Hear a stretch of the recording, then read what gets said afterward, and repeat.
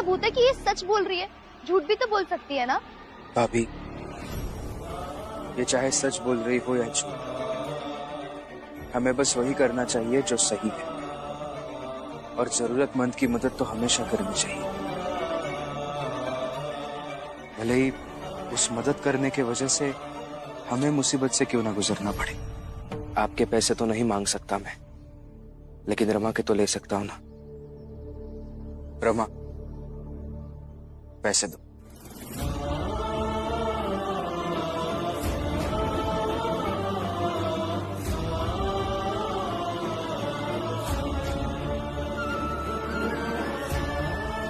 ये लीजिए काकी, इन पैसों से आपकी मुसीबत थोड़ी बहुत तो कम हो ही जाएगी। तो आप मान लीजिए ना कि मेरे देवर भगवान की तरह ही है। लेकिन मैं नहीं मानती। अगर आपको यकीन नहीं हो रहा है ना, तो मैं आपको इस बात का प्रमाण भी दे सकती हूँ।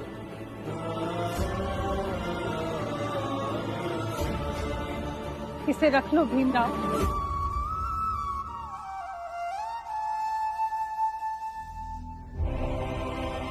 क्या हुआ? तुम्हारी पत्नी सही कहती है कि तुम सबसे अलग हो, और तुम्हारे जैसा पति किसी पत्नी के पास होगा तो वो दिन रात पति पति ही करेगी ना। तुम सच में महापुरुष हो, निस्वार्थ सोचते हो। नहीं ताई, ऐसा मत कही, मुझे महापुरुष नहीं बनना है। लेकिन ये सच है भीमराव कि तुम साधारण आदमी नहीं हो। मैं चलती हूँ।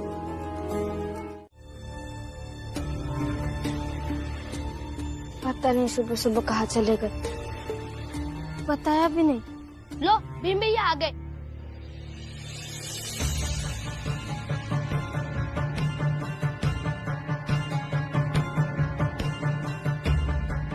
और अब कहाँ गए थे? जहाँ तक मैं जानता हूँ, आज पहला ही अवसर है जब हम पूरे चाल वाले एक ही बात पर सहमत हुए हैं। वो बात ये है कि हमें ये चाल वापस चाहिए, और आज ही हम सबकी सामूहिक लड़ाई की शुरुआत होने जा रही है, और वो भी महात्मा बुद्ध के जन्मदिन पर। आज महात्मा बुद्ध का जन्मदिन है। आज ही के दिन वो पैदा हुए थे, और आप सब तो जानते ही हैं, महात्मा बुद्ध के विचारों से मैं प्रभावित रहा हूं। ये सब बुद्ध के जन्मदिन को मनाने के लिए प्रार्थना हेतु स्थान की तलाश कर रहे थे।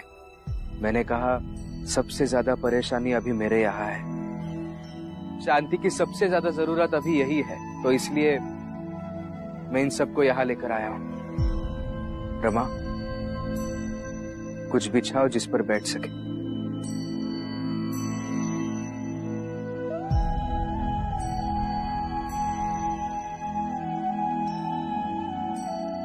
भीमराव, अब ये क्या नया नाटक लेकर के बैठे हो? यहाँ हम सब परेशान हैं और तुम। हितैषी का उसी का तो हल बता रहे हैं ना वो। बुद्धम शरणम गच्छामि। हाँ, आप सब भी इनकी बात दोहराइए, क्योंकि बुद्ध के शरण में शांति है, और शांति है तभी शक्ति है। मैं यही चाहूंगा कि आप भी अपने जीवन के मुश्किल समय में, परेशानी भरे दिनों में इन्हें याद कीजिए।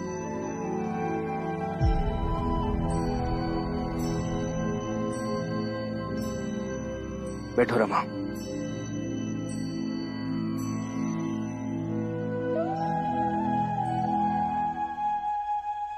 आप सब मेरे साथ बोलिए, बुद्धं शरणं गच्छामि। बुद्धं शरणं गच्छामि। धम्मं शरणं गच्छामि। धम्मं शरणं गच्छामि। संघं शरणं गच्छामि। संघं शरणं गच्छामि। बुद्धं शरणं गच्छामि। बुद्धं शरणं गच्छामि। बस इतनी गलती है हमारी, बाकी सब उनकी है। बस आप ही कुछ कीजिए। देखिए, तुरंत फैसला हो जाएगा। बड़ी मेहरबानी होगी। क्या करना होगा हमें? बस यहाँ से चुपचाप निकल जाना होगा। मतलब तुम्हारे जैसे छोटे जात के लोगों को घर दिलवाते रहेंगे जबकि लालच में फंसे हो। लेकिन गलती उन लोगों की है सर, वादा करके वो मुकर गए हैं, हमने कहा था। अरे कहने का क्या मोल है, कहीं लिखकर दिया है क्या? सब लिखित में दे दीजिए, उसके बाद करेंगे ना हम सब हस्ताक्षर। वो बड़े आदमी हैं, वो कहेंगे बस रहने दो, कहीं और जाकर किसी और चाल का उद्धार करते हैं और हम यही रह जाएंगे।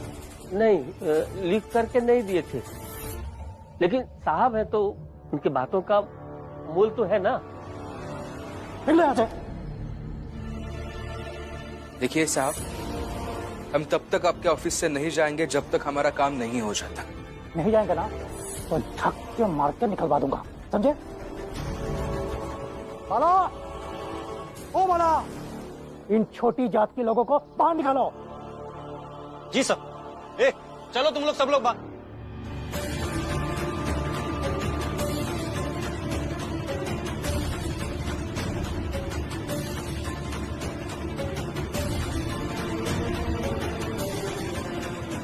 देखो बेटा, तुम मेरे बड़े बेटे हो और बड़ा बेटा बाप का कंधा होता है।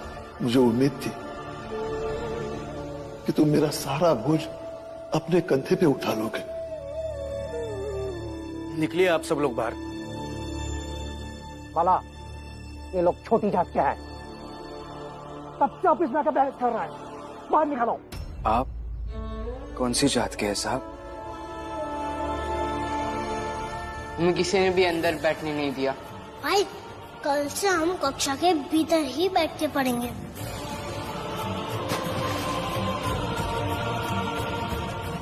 खड़े खड़े मुंह क्या देख रहे हो? जान से मार दो।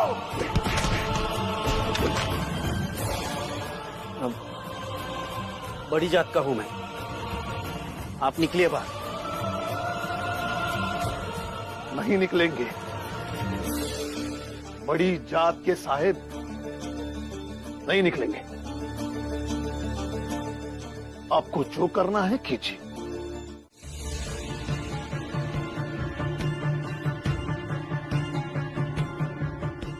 हाँ, वो तो ठीक है, जो होगा सो होगा, लेकिन राम जी पूरी बात तो बताओ।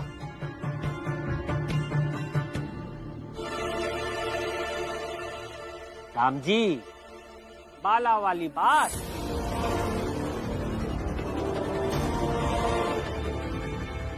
बाला? भैया, बाला आपको कहाँ मिला? अरे राम जी, बता दो ना। वो नगर पालिका में काम कर रहा था।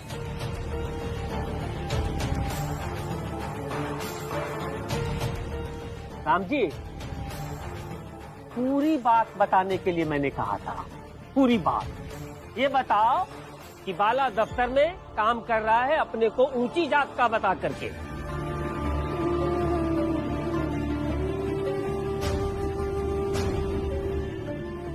अरे हमारे सामने, बाप के सामने और भीम के सामने आंख में आंख डाल करके कहा कि वो ऊंची जात का है।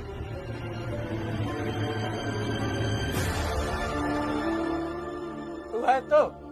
और हिया राम जी और भीम हम लोगन का दिन रात प्रवचन देत रहत हैं कि हमें अपनी जात पे गर्व करें का चाहिए हैं? और हम लोगन का इना सोचे का चाहिए कि हमार जन्म छोटी जात में भा है तो हमार किस्मत खराब है। लेकिन एक बेटा वो तो बिल्कुल उल्टा कही रहा है। ओका तो अपनी जात पे इतना शर्म आ रही है, इतना शर्म आ रही है कि वो अपन जाते बदल डाली।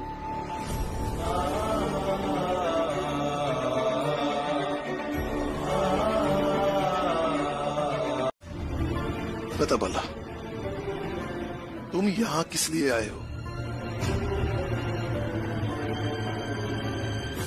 यहाँ रहने नहीं आया हूँ मैं। तो फिर अगर तुम ये सोचकर आए हो कि तुम यहाँ आकर अपनी गलती मान लोगे, अपने किए पर शर्मिंदगी जता दोगे, कि हम सब मान जाएंगे कि तुम कम गुनहगार हो,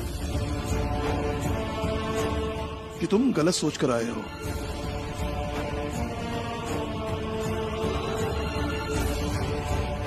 वहां ऑफिस में सबके सामने मैंने तुम्हारी जात इसलिए नहीं बताई क्योंकि तुमने अपनी जात खुद छुपा के रखी थी, लेकिन यहां मैं तुम्हारी एक बात नहीं सुनूंगा। जहां से आए वहां लौट जाओ और कोशिश करना आइंदा से हम लोग बाहर गलती से मिले या आमने सामने टकराए तो ठीक, नहीं तो इस चाल में और मेरे घर में दोबारा कभी मत आना।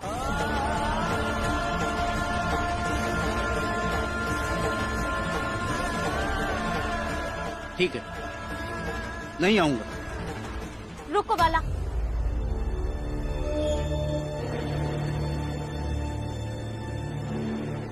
बाला कहीं नहीं जाएगा। जितना हक इस घर पर आपका है उतना ही हक मेरा भी है। भाई, मैंने क्या कहा तुमने सुना नहीं? बाला घर नहीं आएगा। क्यों नहीं आएगा? अभी अभी आप ही ने कहा ना सबसे बड़ा बेटा है घर का, फिर क्यों नहीं रह सकता हमारे साथ? और ठीक है, रह नहीं सकता, लेकिन कभी चाय बनाकर अपने दुख दर्द तो बांट सकता है। जीजाबाई, अगर तुम चाहते हो कि तुम सुहागन रहो, तुम्हारा पति जिंदा रहे, तो छोड़ दो बाला का हाथ।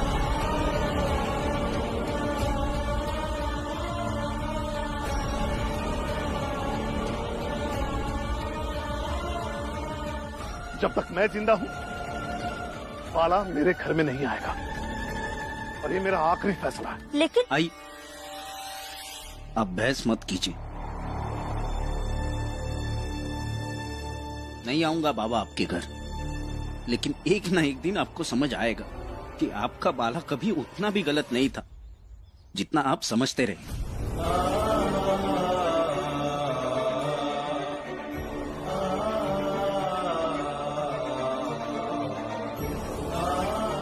बाला,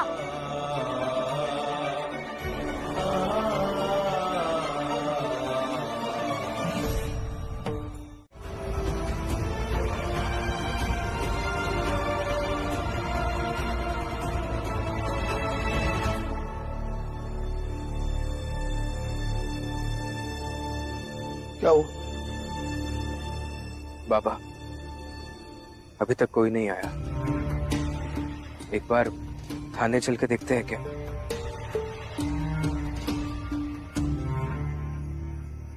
देखकर क्या कर लोगे? अरे मैं तो कहता हूँ कि अभी भी साहब के घर ही चलते हैं और पता करते हैं कि साहब कब तक आएंगे। और मैं तो ये कहता हूँ कि उन्हीं से मिन्नत विन्नत करते हैं तो उससे कुछ हो जाएगा, क्योंकि भीम तुम्हारे इन चोचलों से कुछ नहीं होगा। हितेश काका, आप किस मिट्टी के बने हैं? या हम सब लोग इस बात की कोशिश में लगे हैं कि कैसे हम अपने स्वाभिमान के साथ ये लड़ाई लड़े और जीते, और आप घुटने टेक कर भीख मांगने का सुझाव दे रहे हैं। अरे तो सुबह से तो लड़ाई ही लड़ रहे हैं। हाँ, कुछ हुआ? और अब कुछ होने वाला भी नहीं है। ठीक है ना, फिर जब अदालत में ही जाना है तो चलते हैं। लेकिन अदालत जाने में बहुत पैसा लगेगा, वो कहाँ से आएगा? हाँ, तो ऐसे ही घर के बाहर बैठे नहीं रह सकते, कुछ ना कुछ तो करना ही होगा। अरे भीमराव जी तो किसी वकील के यहाँ ही काम करता है ना, और सुना है कि वो वकील इसे मानता भी बहुत है। तो क्यों ना भीमराव उसी से कुछ बात करे? बड़ा वकील है, काम हो जाएगा आराम से। सही कहे हितेश भाऊ। ए भीम, ते बात करना वो वकील से। नहीं, मैं उनसे बात नहीं कर सकता। क्यों नहीं कर सकते? ऐसे तो बड़े बोलते फिरते हो सबकी मदद करनी चाहिए, मैं सबकी मदद करना चाहता हूँ, और अब जब मौका मिला है तो नहीं करनी है, क्यों? आई तो कुछ सोच कर मना कर रहे, और आप हर बात के लिए उन्हें ताना मत दीजिए। तो फिर भीमराव, हम लोग क्या करें? कुछ तो रास्ता निकालना होगा ना भीम। हाँ भीम, तुम्हें की कुछ करेगे पड़ी, नहीं तो अदालत में हम लोग का लड़ाई कौन लड़ी। सरकारी वकील के पास चलते हैं, पैसे भी नहीं लेंगे, फिर देखते हैं आगे क्या होता है। लेकिन भीम भाऊ, आप एक बार अपने वकील से बात क्यों नहीं कर सकते? क्योंकि भाभी उनकी फीस बहुत ज्यादा है, हम सब मिलकर भी उतने पैसे नहीं दे पाएंगे। भीम बेटा, तू कह रहा था ना कि उन्होंने किसी गरीब की लड़ाई मुफ्त में लड़ी थी, तो वो हमारी लड़ाई भी लड़ सकते हैं ना? क्या पता बुआ, शायद लड़ेंगे भी, लेकिन सिर्फ वो साथ है इसलिए उनका फायदा उठाना मुझे सही नहीं लग रहा है। मतलब मुझे समझ में ही नहीं आ रहा है कि मैं कैसे जाकर उनसे बात करूं। तो फिर ठीक है ना, चलते हैं दूसरे वकील के पास, लेकिन लड़ेंगे उनके खिलाफ। हाँ, ऐसे कैसे हमारा हक लेकर पेट पर लात मारेंगे? तो फिर चलिए सब साथ मिलकर लड़ते हैं इस लड़ाई को। हाँ चलो फिर।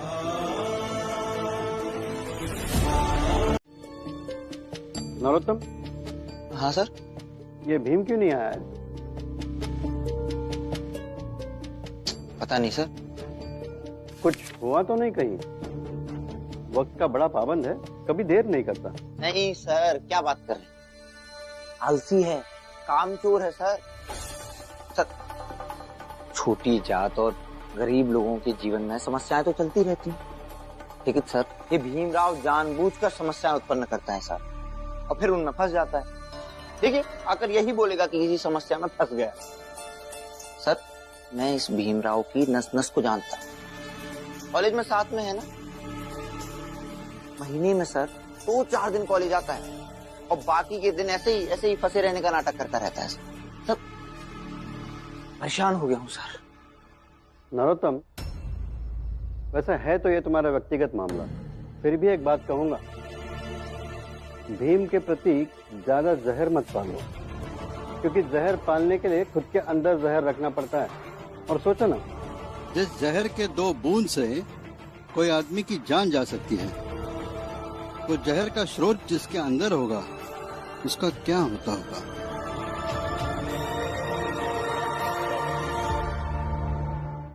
सर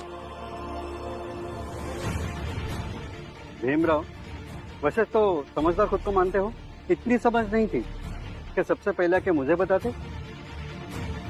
वो तो भला हो प्रचंड की बीवी का। वकील साहब वो भीम। क्या हुआ भीम को?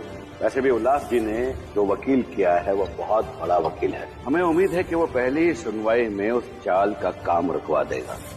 आप उसकी सहायता कीजिए। आप घबराइए मत, कुछ नहीं होगा उन्हें। सॉरी सर, माफ कर दीजिएगा, लेकिन उस समय मुझे ऐसा लगा कि इस केस के बारे में मैं अगर आपको आके बताऊंगा तो लालची साबित हो जाऊंगा।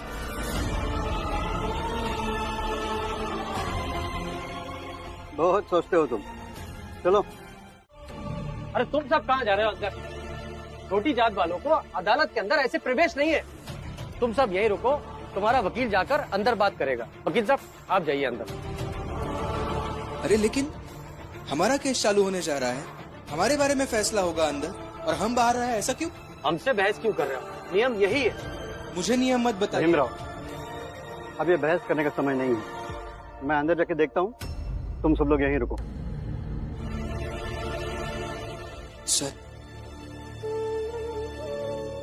सर, आप हमारी आखिरी उम्मीद है सर, हमें हमारे घर वापस दिलाइए।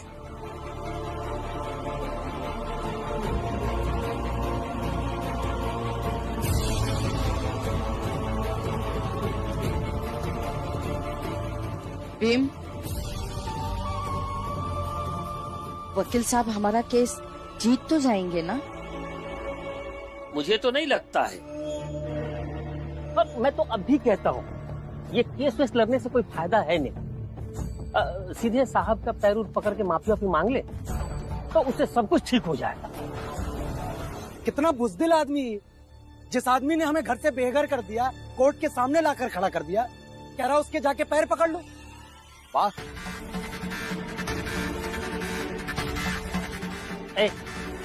दुर्घट, और उनसे तुम लड़ करके क्या कर लोगे? तुम्हें क्या लगता है उनसे लड़ाई करके तुम ऊंची जात के बराबर हो जाओगे? हितेश, मैं तुम्हें सबक सिखा कर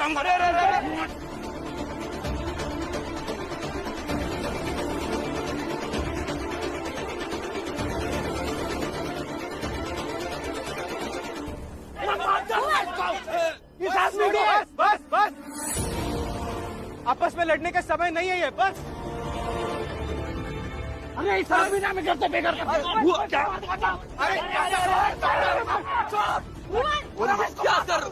क्या कर रहे हो? इस वक्त हम सब बहुत परेशान हैं। तुम लोग इस तरह से लड़ोगे तो हमारी परेशानी और बढ़ जाएगी। चलिए आदमी हो गया। बस हो गया काका, शांत हो जाइए। अभी चुपचाप खड़े रहिए यहाँ पर और फैसले का इंतजार कीजिए। मतलब पूछ रहा है छोटी जात के पढ़े लिखे जाहिल इंसान। मतलब ये कि अब अगला आदेश आने तक उस चाल में जो भी जैसा है वैसा ही रहेगा।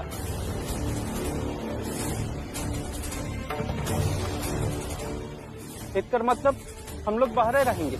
हाँ, अब तो तुम लोग बाहर ही रहोगे और हमेशा के लिए बाहर रहोगे।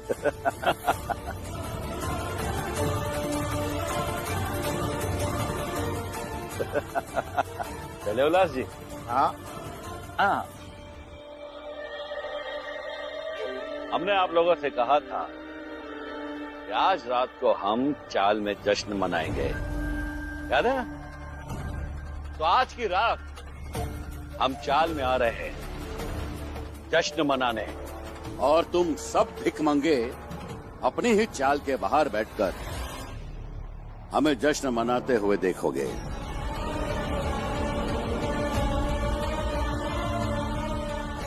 भीमराव, मजा आएगा।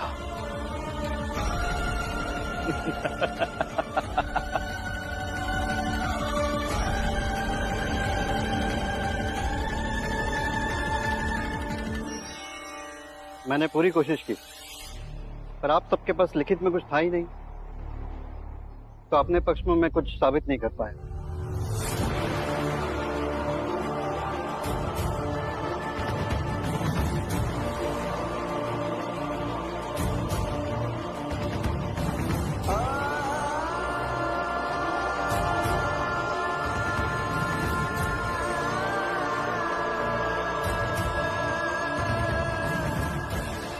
काका, अरे तुम्हारे सर किस बात के बहुत बड़े वकील हैं, कुछ कर ही नहीं पाए। हितेश काका, उन्होंने कोशिश की, नहीं हुआ क्योंकि गलती हमारी थी कि हमने लिखित में कुछ नहीं रखा। हमें क्या पता था? हम ठहरे सीधे साधे लोग, ऊंची जात वालों का छल कपट हमें क्या पता?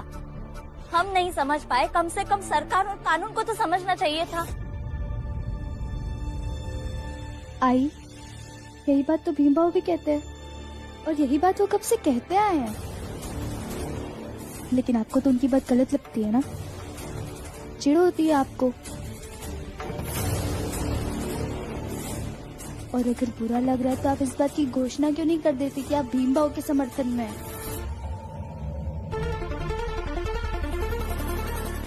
भीम ना हुआ, किसी पत्थर की लकीर हो गई। कुछ भी कहो, सब तराजू में तोलने लगते हैं कि वो बात अगर लकीर के इस तरफ है तो समर्थन में है और लकीर के उस तरफ है तो विरोध में है। अरे लकीर के इस तरफ उस तरफ क्या होता है?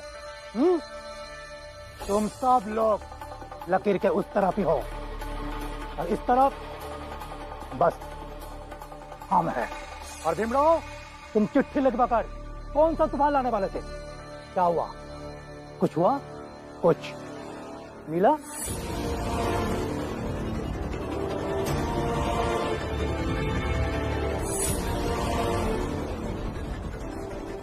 मिला ना सर। क्या मिला? बताओ।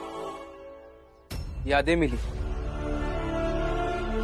ऐसी यादें मिली जिन यादों को मैं उम्र भर याद करता रहूंगा, याद करके रोऊंगा, गुस्सा कर सकूंगा, और खुद को आगे की लड़ाई के लिए तैयार भी कर पाऊंगा। तो बताओ कौन सी यादें मिली है तुम्हें? छोटी जात वालों को अदालत के अंदर ऐसे प्रवेश नहीं है। तुम्हारा वकील अंदर जाकर बात करेगा, तुम सब यही रुको। यही कि कोर्ट के बाहर मेरे जात के लोग अपने ही मुकदमे में शरीक ना हो पाए। तो कोर्ट के अंदर तुम सब लोग चले जाते तो फैसला बदल जाता? सवाल फैसला बदलने का है ही नहीं सर। सवाल ये है कि जात के नाम पर अदालत के दरवाजे कैसे किसी के लिए बंद किए जा सकते हैं। सवाल ये है कि न्याय का घर नियम, कानून, साक्ष्य इस सब पर चलेगा या बड़ी जात वालों की मर्जी पर। सवाल ये भी है सर कि जब उस अदालत के बाहर हम सब अपने फैसले का इंतजार करते हुए बैठे थे, तब हमारे मुद्दे पर अंदर क्या बहस हुई, क्या दलील दी गई, हमें क्यों नहीं बताया गया?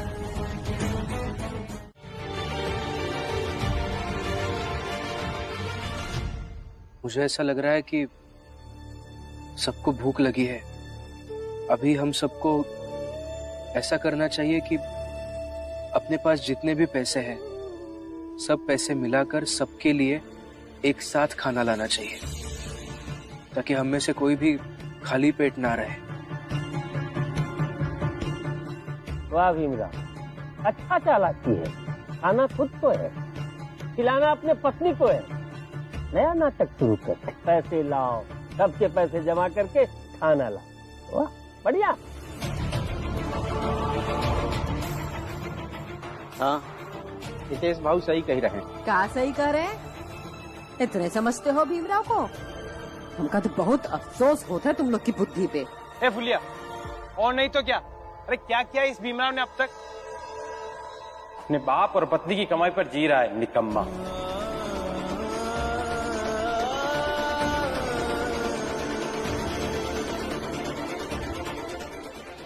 ए जनार्दन, ये सब ना तुम लोगों का किया धरा है और भीम को सुना रहे हो। अरे तो हम लोग ये सब सही समझ के ही किए रहे, और अगर कहूँ कुछ गलत हुई गवा तो हर बार हर चीज के लिए हम लोगन का ही गुनहगार नहीं समझा जा सकता है। देखिए काका, शांत हो जाइए। अभी इस समय आप गुनहगार है नहीं है, इससे बड़ी समस्या ये है कि सबको भूख लगी है। वो बच्चा बेचारा भूखा है। मुझसे और रमा से दिक्कत है ना आप लोगों को? हमें नहीं चाहिए आपका खाना, लेकिन मेरी बात मानिए, सब मिलकर पैसे निकालिए और सबके लिए एक साथ खाना मंगवाइए। चलो रमा, वहां जाके बैठते हैं। नहीं चाहिए हमें आपका खाना।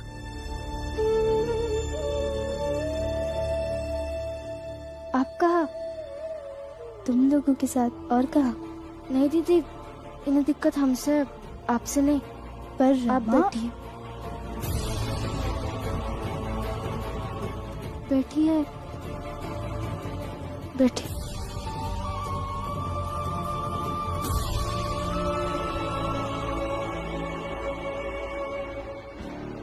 मेरा बेटा भूखा है तो मैं भी भूखा रहूंगा। बेटा बेटा बेटा, जब तक बेटे के पीछे जान नहीं दे देंगे अपनी, सुकून नहीं मिलेगा आपको। बापू उसका तुम नहीं समझोगे।